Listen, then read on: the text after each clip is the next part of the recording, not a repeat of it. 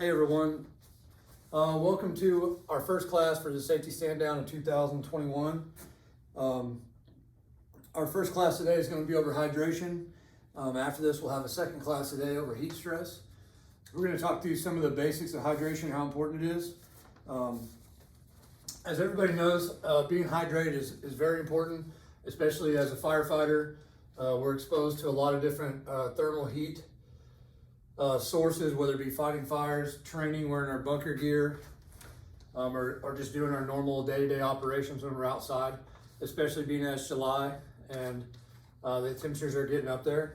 I think yesterday, I was out mowing yesterday and the temperature was 92, the heat index was 108 at about 2:30 in the afternoon. It's getting where it's almost unbearable. Okay, so this can be really important for us as far as our performance of how we can do on our jobs.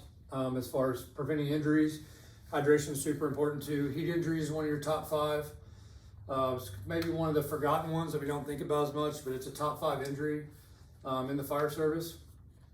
So just doing some simple things and staying hydrated, we can help prevent that. One of the most common questions, let's spin around here. One of the most common questions you run into is how much water should I drink, or how much should I drink in general?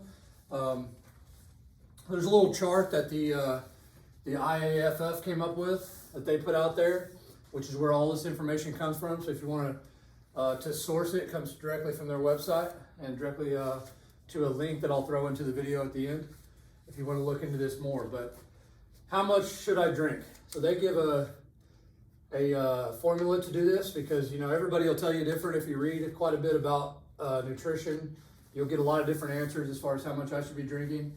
They put it out there. It's really different per person and should be based on body weight, just like any other. If you think of water like a medication or a drug, it's really the medication that treats heat. So if you think about it like that, we all know that doing it per body weight is the most accurate. So I threw that together there just to give you an example.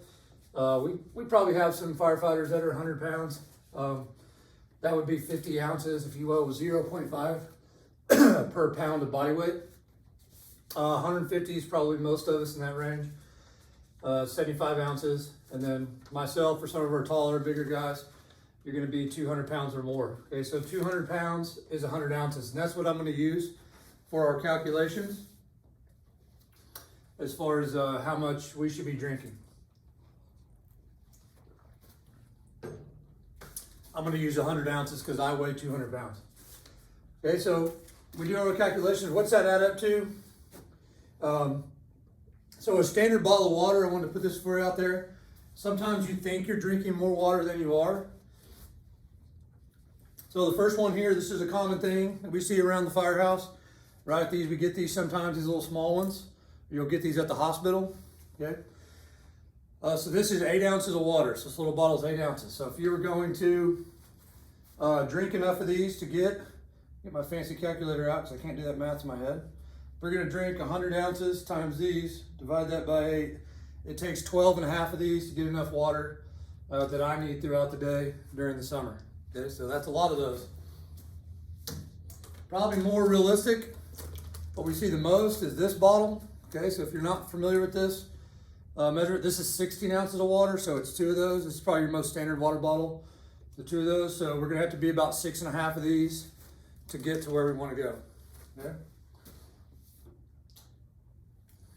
Another thing that you just saw me drink out of, this is probably the most common that we use around. This is the most common cup, right? If you guys ever drink out of these, are the best cups, the old rib crib cup, okay? So I filled mine half up with water and I measured how much water is actually in there, because to me this looks like a pretty big cup. But it turns out that if you fill this halfway up with ice and then fill up water, this only holds 8 ounces of water. So despite it being pretty big, this is just like one of those baby bottles of water when you fill it up with ice. So be aware of that. 12 of these a day. Another thing that's pretty common is a Gatorade, right? Regular Gatorade. This is the regular size. They obviously have the big ones, which are 32.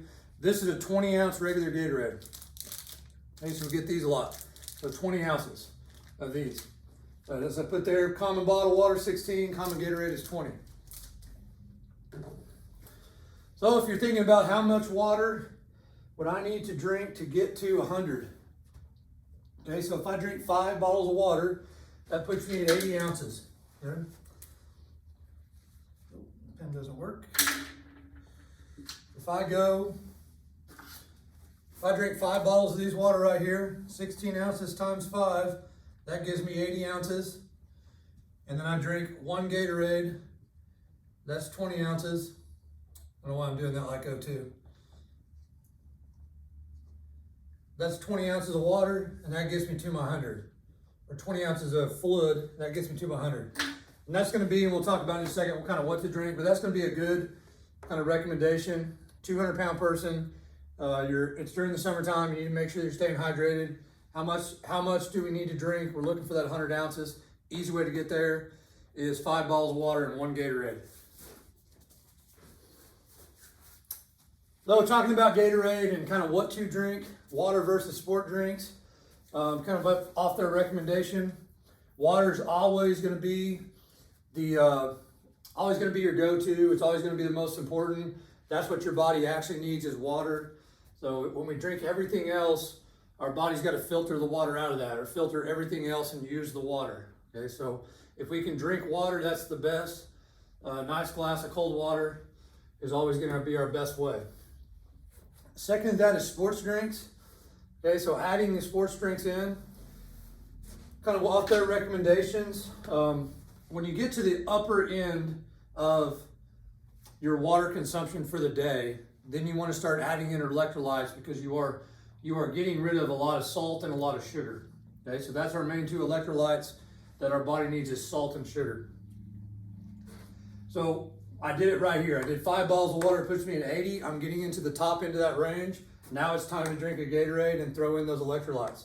Okay, so on Gatorade, in particular, Powerade as well, there are some charts. They're all a little bit different, and they have the different kinds, like the sports Gatorade and the performance Powerades and things like that. So the balance is a little different. But one thing about Gatorade and why you shouldn't drink it all day is it has a lot of sugar in it, and that sugar comes from high fructose corn syrup. So you have a lot of that in there. What our body actually needs isn't sugar, okay, it's salt. So if you've ever seen a Gatorade commercial, it'll talk about how it replenishes the necessary electrolytes to make you perform better, okay? And then they'll say, and it gives you a boost of energy, okay? So kind of every standard sports drink commercial that's out there. So that is true. What they're talking about is it's gonna replenish your dehydration with water. So it has water. Its next ingredient is the electrolyte that helps rehydrate you better than water. We've heard this, right? Better than water. What that is salt. So as we all know, if you eat a bunch of salt, it makes your mouth dry, right? It sucks all the water out. It helps you absorb the water. The salt is the electrolyte that helps rehydrate you. Next is the boost of energy, okay? That comes from sugar. That gives us that quick rush of sugar. All right, the next ingredient to Gatorade is some type of color. Okay? If you look on there, it'll say like orange 5 or yellow 3 or something like that. That's the color that's in there. And then the third or the last is the flavor. Okay, so it'll have like an orange or a lemon lime or whatever flavor, has that version of flavor. So that's all it is. Okay?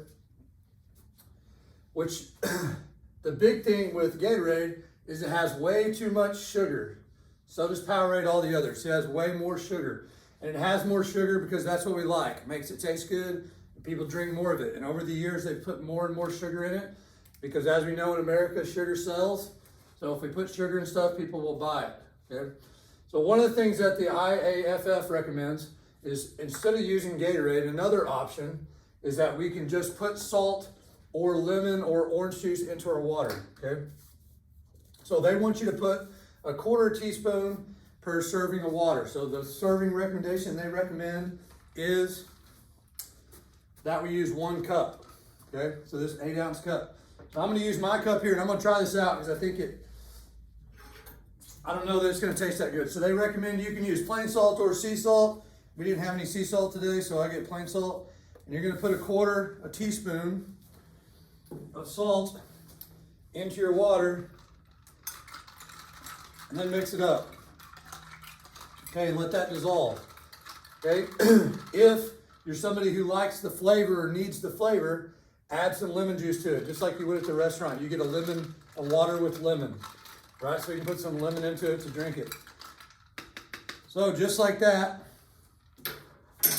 by me putting that 1/4 teaspoon of salt into my water is now the equivalent of Gatorade without the sugar and the flavor, because I didn't add lemon. But I can put lemon there and give it flavor, and I have all the same things that Gatorade has. So now this water rehydrates me better than water, just like Gatorade Cleanse. That's all it is. So last tier, obviously, let me try this. It's a little salty, not bad. Okay, so the last tier is to limit these other things. So the big one probably for us is coffee. Okay, so if you're like me, you carry coffee around for all day long, you drink coffee till 2 o'clock in the afternoon. During the summertime, we have to start to avoid that. Okay, so the rule I use, and this is also from IAFF, the rule that I thought was really interesting, was every time you drink a cup of coffee, you have to replace it with an equal amount of water. Okay, so if you're somebody that needs a cup of coffee in the morning, it's a good idea to drink a serving of water first, because your body has been asleep for 6 to 10 hours, depending on how much you sleep. It is dehydrated. Okay, it's been sitting there all night, and you've been breathing, and as you breathe, you're blowing water vapor out of your mouth. Okay, so your water is dehydrated, your body is dehydrated, and it needs water. So drink 1 cup of water, 1 8-ounce serving of water, at least, before you drink your first cup of coffee. Then you can have your coffee. Once you're done, try to limit it to 1 cup during the summertime, and then get back to your water. Okay. Second is soda. Okay, so the same thing, Gatorade, soda, we know it has a lot of sugar. It has almost double the sugar that some do, that some of the sports drinks have almost twice as much sugar. Okay, that's in there. So we want to try to avoid drinking as little soda as possible. If you're somebody that needs them, there are people that have like caffeine headaches if they don't have them. Okay, or same with coffee. It's okay to have 1 soda, right? But you need to precursor it with water. Drink a cup of water first, and then chase it with some water afterwards. Okay, you can drop one of these bad coffee or soda in there in between your water, as long as you limit to 1 a day. So the last is alcohol. We all know that all 3 of these, okay, one of the reasons they're bad is because they're all diuretics, right? They all make us go to the bathroom, okay? So if you're drinking a lot of either 3 of those, you're going to be urinating a lot. Every time we urinate, we're getting rid of water and it has to be replaced, okay? So if you drink a lot of alcohol and you wake up with a headache, okay, that's what causes you to have a hangover. You have a headache because you're dehydrated, okay? So we know that we have to limit that on our days off, so that we don't come into work already dehydrated.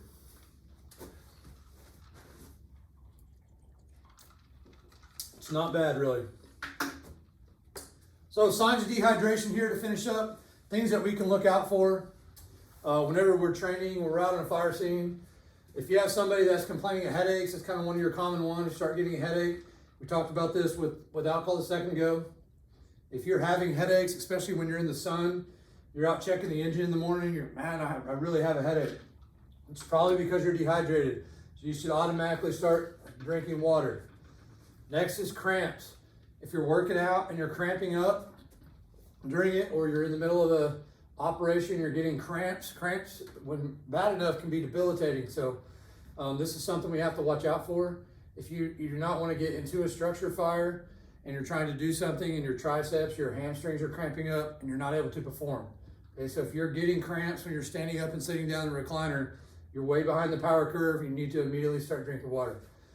Thirst is on there. Obviously, if you feel thirsty, you're already late in the game. That's your body telling you. It's kind of your warning alarm. Hey, I need water. Drink water. Dark yellow urine. Okay, urine's kind of weird. They have charts for it as far as your color. But it's kind of weird. It depends on a lot of stuff. If you take a multivitamin in the morning or you take some type of supplementation, it can change the color of your urine and throw this off.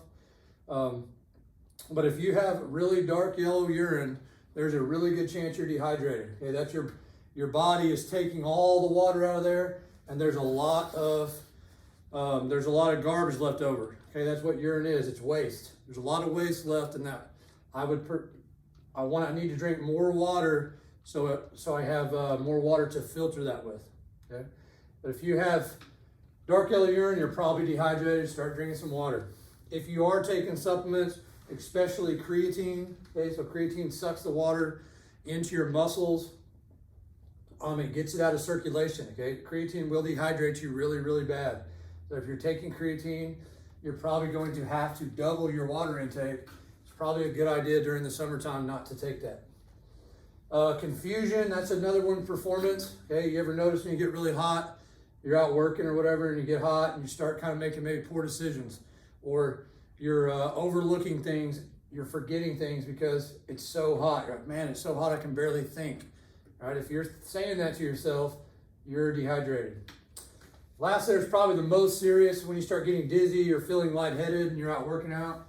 Okay, that's generally because you're so dehydrated at this point that your blood pressure started to drop, right? If you mess around long enough in the heat and your blood pressure gets low enough, you will pass out. So if you get into fire during the summertime and you're already dehydrated, you get in there, the temperatures are up in there, obviously. Your body core temperature starts getting up to 103, 104, up to 106.